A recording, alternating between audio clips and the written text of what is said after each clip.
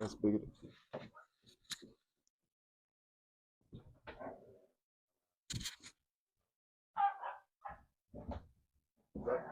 I don't know if any of that's picking up. We're fostering a third dog at the moment. So I have 3 basset hounds upstairs right now that are absolutely losing their shit. And it's probably over a baby toy.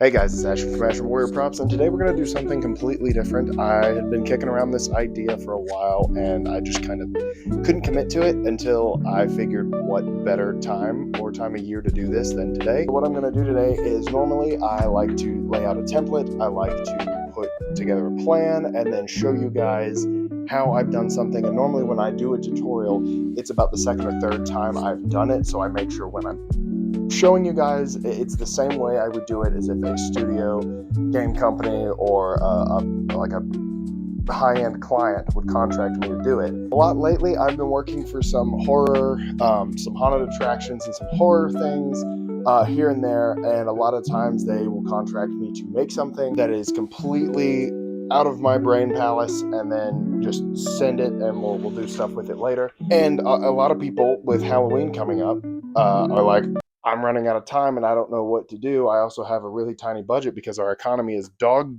water. Sorry, dogs. My dogs are my children. I love them. How can I make something relatively inexpensive and in my house? So today, what I'm going to do, I am not buying anything. I am literally using scraps. There's Sadie. So today I'm literally just going to be using anything in my shop and scrap foam. So I am not going out and buying anything. There's Arthur. So we are literally just using what's in the shop. So I am going to spend a couple of minutes and I am going to grab whatever I can. And then I'm going to come right back here. Nothing's going to... There's Marston.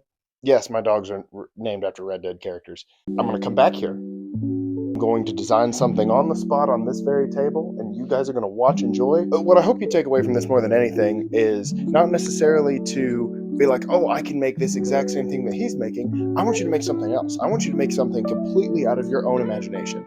This is purely an inspiration video. So I really hope you come away from this and you're like, oh, okay, I've got some of that in my house. I've got some of this in my house. Let's make something based off that. So there's Marston and Sadie. I don't know if the mic will pick this up. I got this decent mic. So yeah, I'm going to spend the next few minutes and I'm going to go track down some materials and then I'll be right back here. So I've been walking around holding the mic, talking, forgetting I actually hit end record. I don't know if this is cheating or not. I had some of this prop barbed wire. I've made some before. You can make it out of leather cord, but I think I got this spool on Amazon here because I had it from a previous build. So I'm gonna leave that there. Well, I don't know if I'm gonna use them. What I did grab is I grabbed some PVC pipe and some random PVC pipe fittings. Ah, crap, I rearranged my drawers and I didn't remember that I rearranged them. I cut my finger open at the beginning of the week and I've got stitches, so like I cannot use this finger without feeling like, I have stickers. I have tape. I swear to God I have electrical tape. Oh, gosh. I know for a fact I have, yes, I do have electrical tape. I have an unopened roll right here, but you know what, no, here's a used roll. We're using a used roll. I'm obviously going to use foam. Quick once over on that half of the shop. I'm only going to give myself like a few more seconds on this.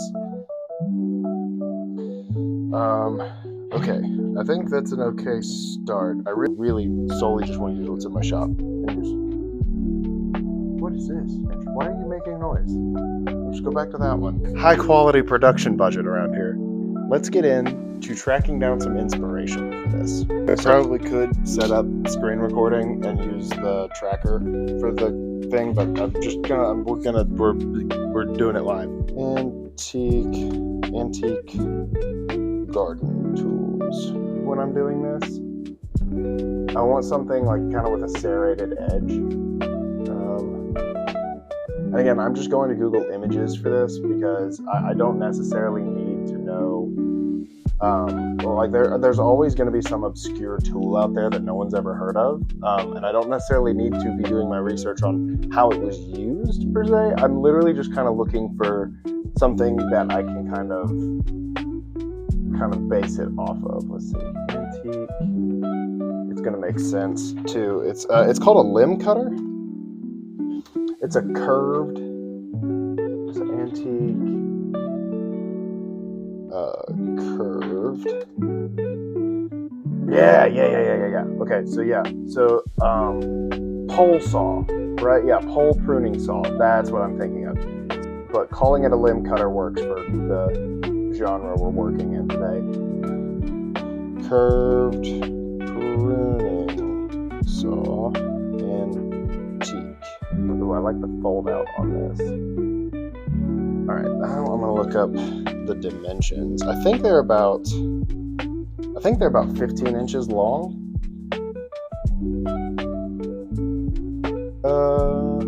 23 inch.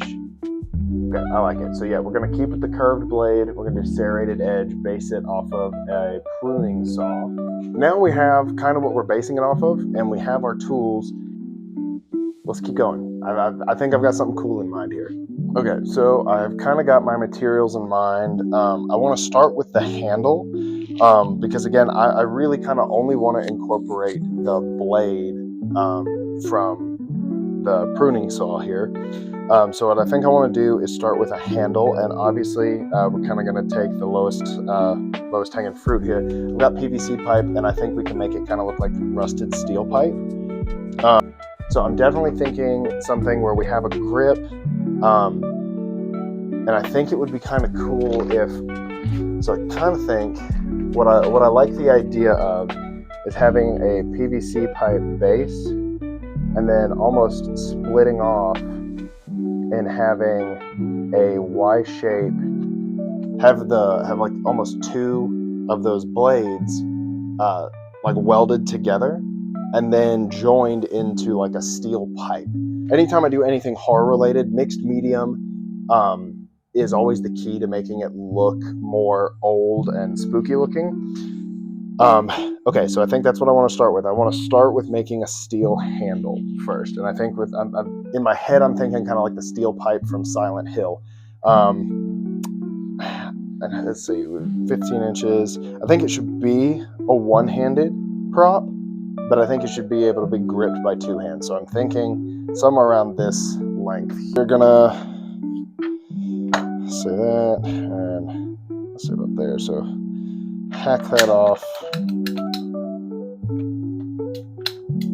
Again, I'm not using my index finger because I just like almost cut my finger off at the beginning of the week at my day job, and so oh my gosh, that is almost perfectly even. That, wow, unintentional. So now we've got our base, and now we're gonna come up with kind of the rest of the handle. Again, I've got some random PVC pipe fittings, so we're just gonna kind of make them together, and then we're gonna texture it. So off rip, I kind of like the blades coming out of this section. It's a threaded coupler. Come on, focus, camera. Yeah. So yeah, it's a threaded coupler at the top.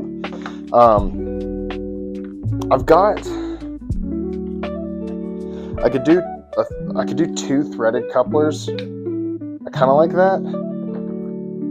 I've also got a 45 degree. So I want. Ooh, wait. So what if I did that? Like, so I'm thinking the kind of weapon I'm kind of making in my head is guy welded some of this crap together. Yeah. Oh wait, I don't know if I like that. Yeah, I don't know if I like that. It's yeah, I think I kind of like this better. Kind of gives kind of a lightsaber hilt kind of vibe. So yeah. All right, so that's what we're gonna start with. This will be our base. This will be our grip. And what I'll end up doing is probably filling this with hot glue to make it look like it was welded shut, or like maybe some epoxy or something. But the first thing we need to do, if we're going to use a PVC pipe, I want to texture it to look like real steel or iron. So first thing I'm going to do is get some sandpaper. I am going to apply a paste over this to kind of help me get my texture. But because this is so smooth, once that paste dries, it has the tendency to want to peel off. So I'm going to take some 80 grit and really, mostly you can hold it in one hand and rotate it with the other. And again, all this is going to do is just help the paste stick. So I'm going to take some Star Bond super glue and I'm going to dab around the top where my first threaded coupler is going to go. Then we're going to go ahead and attach the bottom one. Doesn't need to be a lot, just enough to make sure it stays in place. Yeah, okay, I can tell I'm really gonna like this. Okay, so, wow, I super glued and took some of the dust off my finger. Awesome. So yeah, you can see there, I literally just scuffed it to just kind of mar up the surface. Okay, so I've got a clamp, I've got this propped up just so I don't have to let one side dry and then flip it and do it again. So what I've got with me is some Liquitex acrylic mediums modeling paste. And what I'm gonna do is, again, I'm really going for kind of a rusty, grimy, kind of steel. So I'm gonna grip there and I'm just going to stipple this on. Texture sponges at Michael's. I have a bunch of these laying around for various builds. And really, again, all you're doing, just gonna add some variation, just kind of knock it down just a little bit to really make sure it doesn't look spiky, it looks like old iron pipe or old steel pipe. You can see we've got a nice even texture on there. I'm going to set that to the side. All right, I don't have any HD foam that I'm not actively using. Yes, I do, I see some. Okay, so now that I'm not lying to you all anymore, I had some scrap, I just did not see it until I came over here. So once again, we're kind of gonna go off of that pruning saw, which luckily is similar to this ruler that I can't even remember where I got this. And again, this doesn't have to be overly accurate because we are kind of making this up as we go. You know what, screw it, we are going to do 16 just so I have some extra. And what I'm probably going to do is get the first one kind of prepped and shaped, and then I will use it as a template. So let's pull up my reference one more time. And kind of extend. Just going to give a rough estimate real quick. Again, I'm going to say they're welded. Yeah, I like that. Yep, all right. Yep, all right, this was a good idea. This is going to look cool. I really want to do like the blades are welded together there, and then poking out the side. So in theory, it'll be two of the curves welded together like so to create kind of a Y-shaped kind of axe. Super impractical, but it's going to look super cool when it's done. So I lied a little bit. I was in the middle of making the version 1 where I was using carbon fiber rods, but I realized I didn't have enough 4mm, so what I opted to do instead was I had some PETG sheet, so I cut it in the shape of the blade, and what I'm going to do is glue some 2mm orthotic foam. I did not have any HD, but if you have HD is the superior foam. So I'm going to glue some of this 2mm orthotic foam, which is going to kind of play out nice. It's going to make this look thinner, and it's going to give it that real, like, actual wobble that an actual tool would have, which is good. It's going to give it a little more rigidity, so you can, kind of swing it around a little bit. But I like this option just a little bit better. So again, sometimes when you do stuff on the spot and run out of materials or something unplanned happens, but happy accidents, happy little trees. We're going to Bob Ross this. Okay, so we've got our two blade shapes here, and again, what I thought about for my initial design was to do something like this, kind of where the hilt is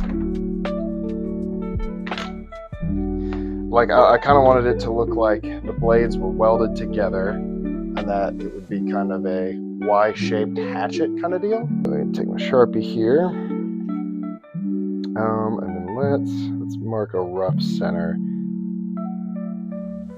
Hindsight 2020, I should have made one template and then hacked them, but you know, such is the way of things. So yeah, I'm gonna hack those two pieces off with my bandsaw and then maybe round off these edges, just kind of give them a little bit of some more shape. So as I was cutting this, I got a little wobbly with my bandsaw. So then I was like, oh, it'd look cooler instead is if instead of welded together, they looked like they were like riveted together. So what I think I'm gonna do is just kind of add a little bit of rough cut kind of look to the edge here, just to really kind of sell it was done in a without the right tools kind of vibe. So do that. Especially if yeah. So what I'll do is I'll take my multi-tool after this is done and I'll split it down the center there so it slides kind of in, so it's not just relying on these plates I'm going to make right here real quick. So I think what I'm going to do just to kind of make some rivet plates. Yeah, so I'm going to kind of stagger step them. And some nice realism is I will probably use real screws. Yeah, I mean already, because this orthotic foam is I think 90 durometer, so it's pretty rigid off rip. Okay, so our hilt is dry. We've got that really awesome texture on there. And so what I'm going to do again to sell the realism, I'm going to mark down on the top of this. So that way what I'm going to be able to do is be able to slide this down a little bit, probably to about that center kind of bracket. So that way it's actually got something to stay on, so when you're holding it, it's not like super floppy or unhinged. But yeah, this is going to look super cool. I'm super happy with this. Okay, so yeah, here's what I ended up doing. I hacked down the center and got to slide the blades in. I'm really liking how this is coming out. I like it a lot. I think what I'll end up doing too is probably sharpening this edge to kind of look like cut a head off or something with it. But yeah, I'm really liking this so far. So here we go again. Instead of going to the bandsaw for this aeration, I'm going to take some of these. I'm going to make one cut and then a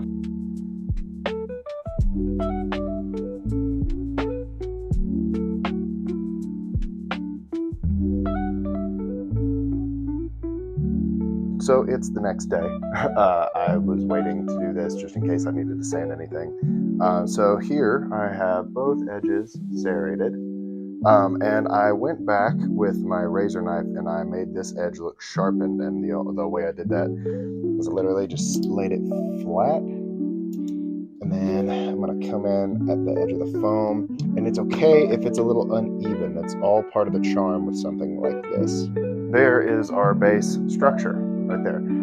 So what I want to do is take some hot glue or some epoxy to line down the sides here, or fill this, and that'll give it some weight and some, it'll make it look like it's been welded. So I think that's what I want to do is take some hot glue or epoxy. I may do epoxy here and then hot glue on the sides just to make it look like it's been welded shut. I'm going to cut a little chunk out of the foam here on both sides.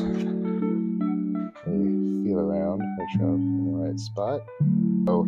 And tack that on there to make it look like it's been riveted back together. Just really bring some life and some story to this. Okay, so yeah, I've got some little bracing tacks there to make it look like, you know, something's been tacked back on. I'm waiting for my hot glue to warm up. What I did decide I was going to do, however, was add some screws.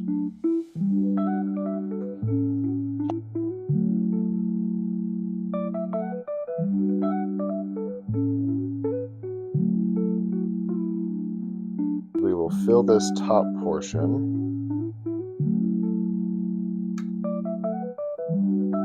with hot glue. Again, I really want it to look like it was, you know, tack welded in there. So I'm gonna go a little buck wild with this.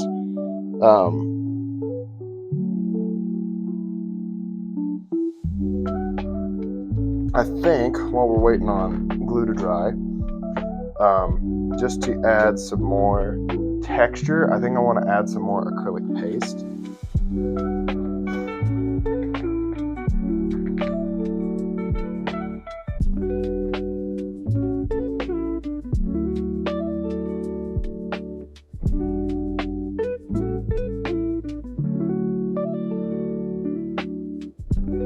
Alright, so now we've got that nice even texture all over the blade. So we've got, it makes it looks like everything is a similar age. My hot glue welds looking nice. I don't have any chains, so I'm going to plug this hole down here, and then I think we're going to be ready for paint. It's kind of what my thought is. So yeah, let's do that. Okay, so for starters on painting this, I'm going to give it a light dusting just to kind of prime the surface with some filler primer. A lot of people use this on 3D prints. You know, you can absolutely, as long as you're not trying to absolutely smooth out a foam prop, you can use this on a foam prop. Alright, so as you can see, I ran out of red, but now we've got all of that awesome texture that really pops through, especially once the primer's on there, because it really highlights everything. So for our base coat, we're going to do a coat of raw umber. This is just a dark/medium brown that I like to do for a base coat on everything. Once that's done, I then go over everything with a passive graphite powder, and this is where our metallic undercoat is going to come from.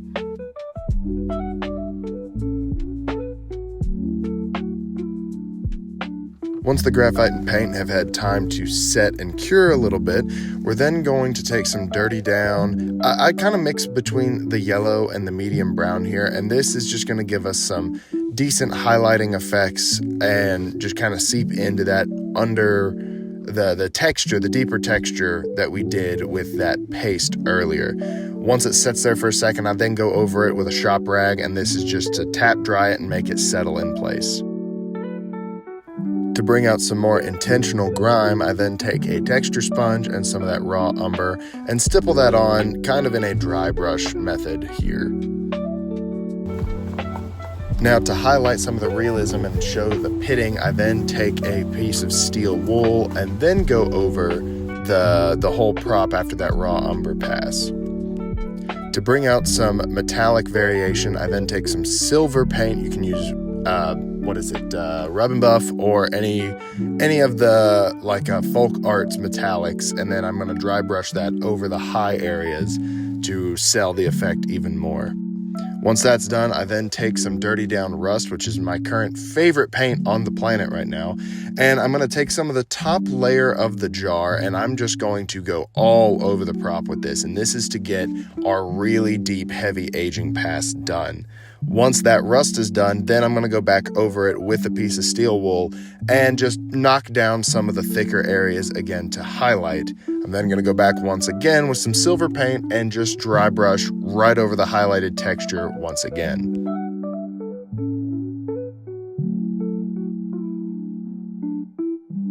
I'm now going in with some more of this Dirty Down Rust, and this time I'm doing some more dedicated in the crevices and around rivets and just anywhere rust would accumulate. Remember, rust accumulates due to water, dirt, and grime being collected and then aging with the metal over time, so just keep that in mind when you're doing this.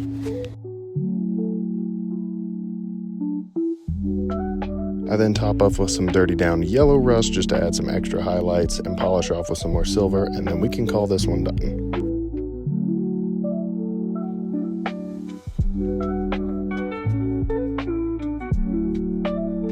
Alright, and that's pretty much it. I'm actually really happy with how this came out, especially since we designed and painted this on the fly. Very happy with how this came out. It's unique, and again, what I wanted from this type of video is really for you to walk away and be like, okay, I can do something last minute for Halloween. yeah, again, I like the uniqueness of this design, especially if you just go into it and I mean just start throwing stuff at the workbench and seeing what sticks. You can always come up with something cool like this. Again, you look up some antique tools, kind of blend with what you have in the house, and you can get something incredibly awesome. I can't get over how cool this is. Super impractical, I think, but you know, it's cool. So yeah, thank you everybody so much for watching. I don't know how well this type of video is going to perform again because nothing is scripted.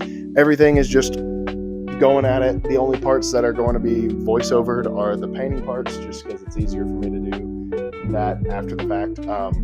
But I really do hope you guys enjoyed. I have potentially 2 other Halloween videos coming out. I'll give you a little teaser.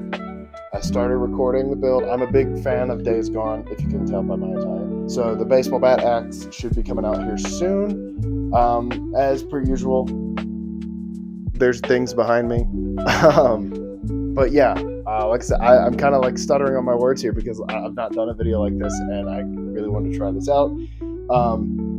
I'm super happy, and I really hope you guys come away with some sort of inspiration. So if you need a last-minute Halloween prop and you've got some stuff in your house, I really hope this inspired you to do something. What should we name this? I cannot think of a name for it off the top of my hair. So yeah, if you have a cool name for this, drop it in the comments, and yeah, it will live here after I do thumbnail pose. But yeah, hope you guys enjoyed. I don't know how to sign off. Thumbnail pose time though.